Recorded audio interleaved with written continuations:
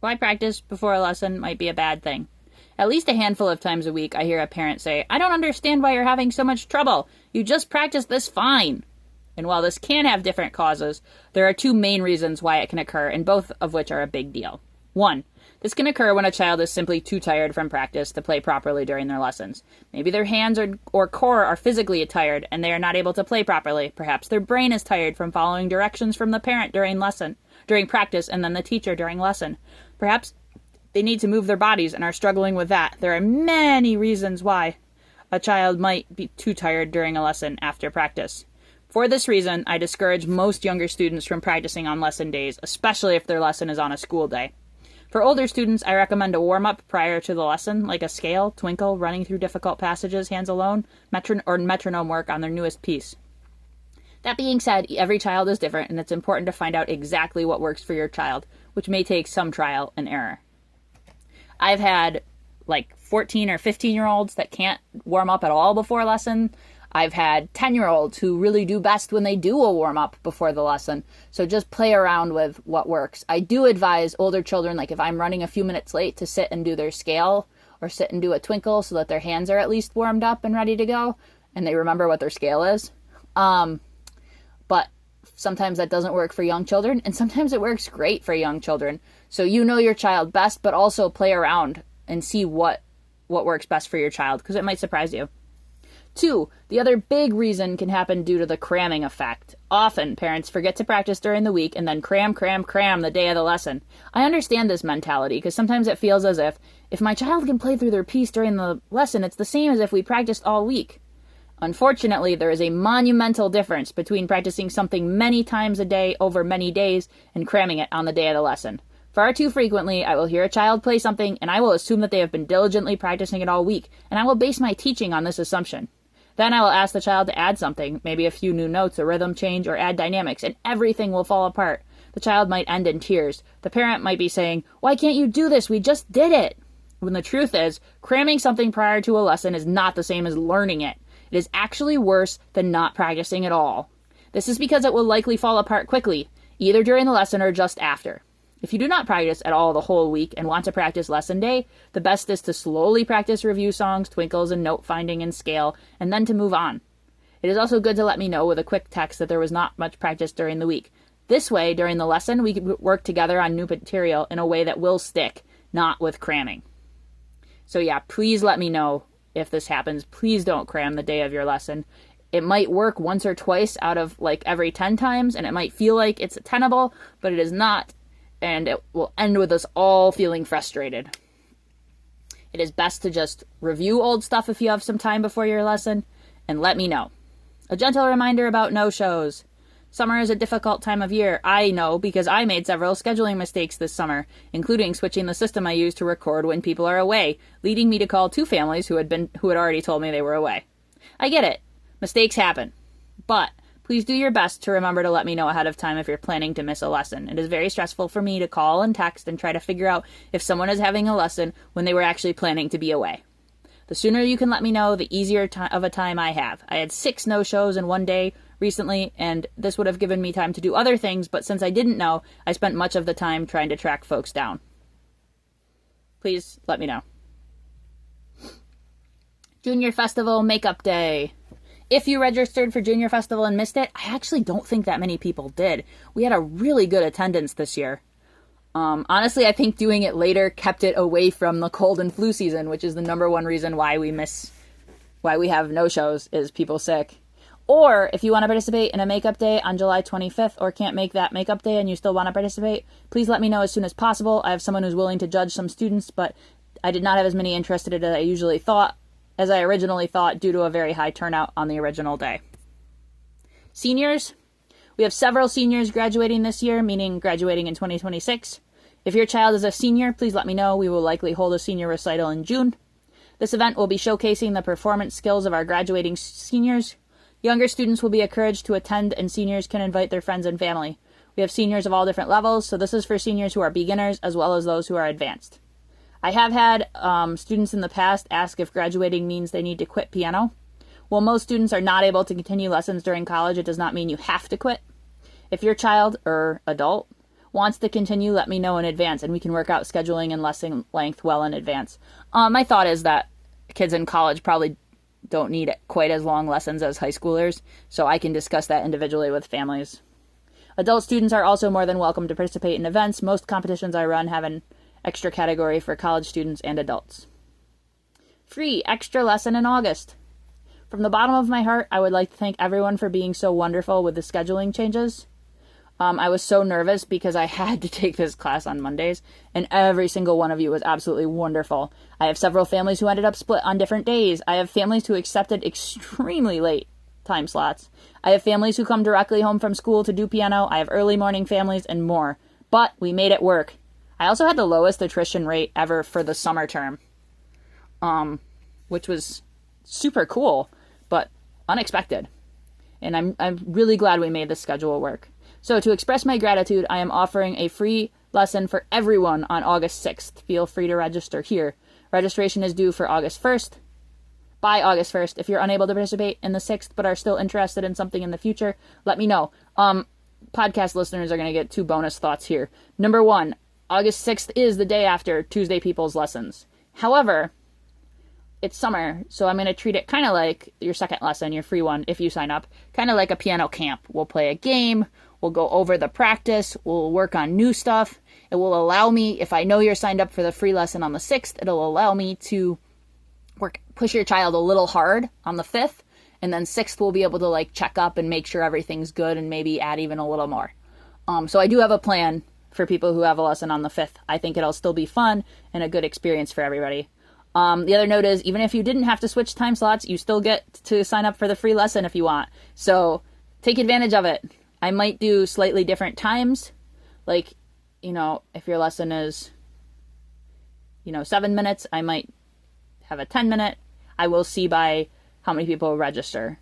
I will decide that when I see how many people register. But yes, take advantage of it, even if I did not have you switch time slots. For example, most of my Sunday people only moved by 5 or 10 or 15 minutes. All right, Summer's End competition. The Summer's End competition will take place on August 30th in the afternoon. Yes, I am being purposely vague about the times until I get registration from people. Anyway, this event is a live virtual event and will be judged by Renata Yazzie. She judged all the years except last year. She was busy last year. She's getting her PhD at NYU, so she is extra busy. We are so excited to have her judging. In this event, students are judged by grade level. That's by the grade they're entering in the fall. When the students sign on, play one Suzuki piece for the judge, and sign off. We will be using Zoom, so all students participating must know how to put on original sound prior to the event. Please don't stress, though. I'm more than happy to meet with people ahead of time and walk them through the process, not the day of, unfortunately. While this event is not required, I do strongly encourage everyone to participate. If I could pick one non-required event to make required, if I was going to start saying 4 events are required a year, this would be my 4th. The judge is wonderful. She knows how to make everybody feel good about their playing while still giving relevant feedback on how to improve. Additionally, it gives students something to work on near the end of summer and allows students to start the new school year feeling good. The event will cost $8 per list student. It's a couple dollars more this year because trophies are more expensive. Students who participate will receive first, second, or third. Will receive a trophy. Everyone will receive written comments from the judge. Specific times will be announced by August 20th, which is when registration will end. Times are not flexible, as they are based by age group. It's important for the judge to hear all the students in the same age group in a row. If your child is unable to participate, they may submit a video for $5, and they will receive comments from the judge, but they will not be eligible for a trophy, because they won't be playing live. But they can still have comments. I had a couple kids do it last year, and I think they liked their comments. Then there's a link for registration. Practice chart reminders. I know there's a lot of these reminders. I tried to make this list shorter. It's 10 things. I tried to make it shorter. I could not find any way. They were all really important. Number 1, this is a big one. Please let me know if you don't receive your practice chart within 24 hours of your lesson. This is true, even if you suspect it might be similar or the same as a previous week. I used to tell people if they didn't get a practice chart, it was because they hadn't practiced enough to earn a new one. And while a lot of teachers do that, then people didn't ask me when they were missing one. So every week you should get a new practice chart. 95% of the time, if you don't receive it, it's because I didn't click the share button twice, and your practice chart is sitting done on my Google Drive. So you are not helping me by not telling me about it. If you don't think you're going to practice, please still ask me for the practice chart. Because you definitely won't practice if you don't have the practice chart, and you might practice if you have it. Plus, it's nice for me to see that you at least received it. And I do notice when I hadn't clicked the share button, it does show me that it never shared properly. And then it makes me a little sad when people haven't asked for it, because I know for sure that they haven't practiced at all. Number 2, if you miss a lesson, please feel free to ask for an extra practice chart. In this case, I might ask you questions about how your practice has gone. Please answer the questions if you want an update, and send a video if I ask for one, if possible. Number 3, please make sure your child is practicing from the correct week. The week is written at the top. Please check this daily. I've had students find previous weeks and even previous years and practice from the wrong week, practicing old songs without realizing it, and leading to much frustration during lessons. This is a big deal. Please make sure your child is practicing the correct week. One suggestion was to circle the date, the week, the date. Yeah, anything like that. Number 4. On weeks there are not lessons, please make sure to move on to the next chart. It is frustrating for all involved when a parent accidentally only prints the first page and practices from that same week, week after week after week. Firstly, this is boring to the child and probably the parent. Secondly, it deprives your child from the experience of learning new material. Each week is different. Sometimes it's very subtle. And the differences are what allow your child to be challenged and grow between lessons. The only time you should not move from week to week is if your child does not practice or only practices once. For example, if you have a sheet for 7-2, 7-9, and 7-16, and your child does not practice the week of 7-2, they should use the 7-2 chart again the week of 7-9 before moving on to the 7-9 chart the week of 7-16. If you ever have questions about that, please feel free to ask me. Some weeks it matters less than other weeks. Like today, for example, I wrote a child's chart where their second week changed the metronome speeds for a song, and the third week changed the metronome speeds a lot. For that kind of thing, it matters a little less. But I have also had a student today where I had them watch a totally separate video each week to get them prepped for learning more of a song.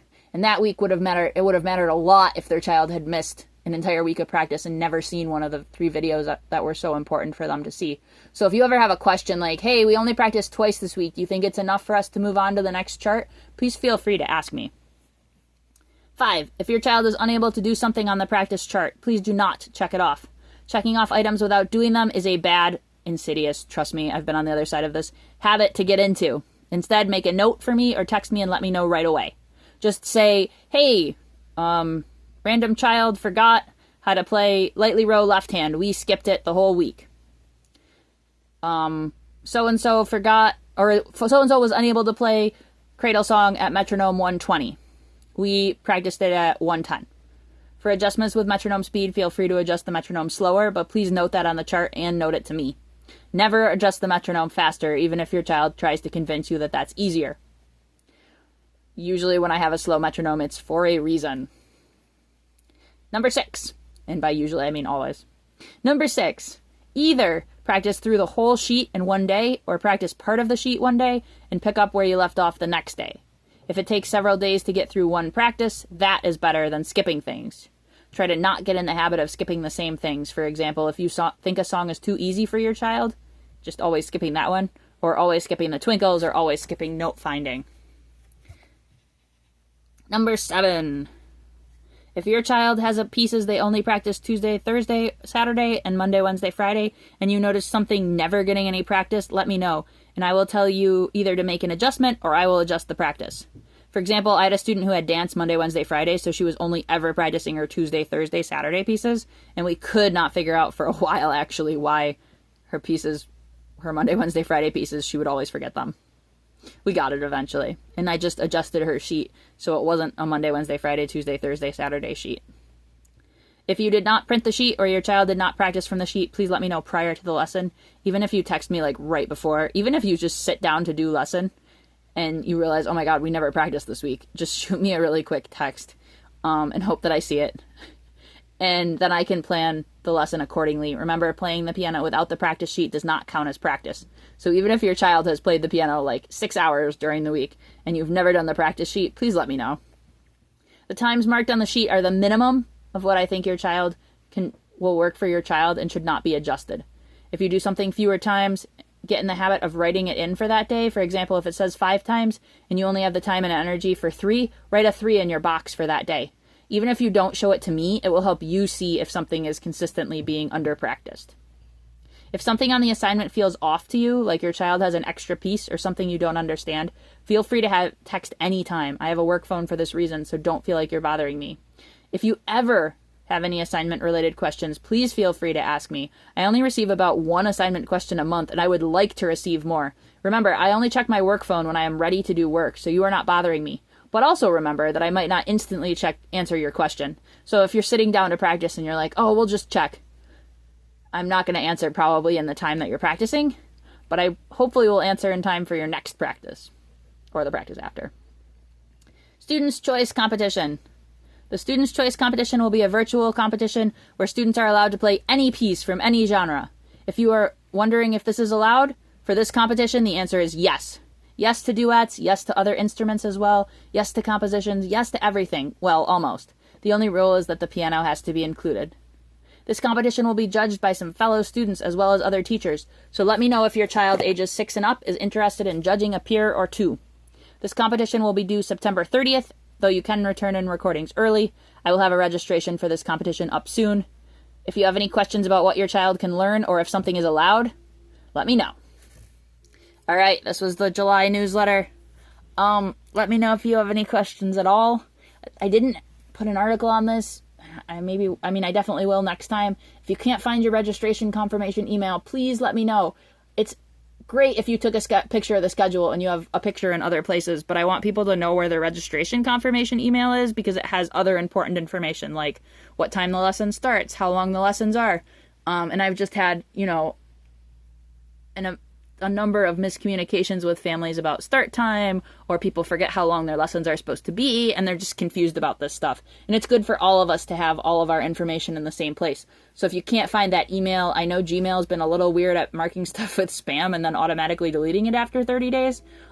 Just let me know as soon as you can.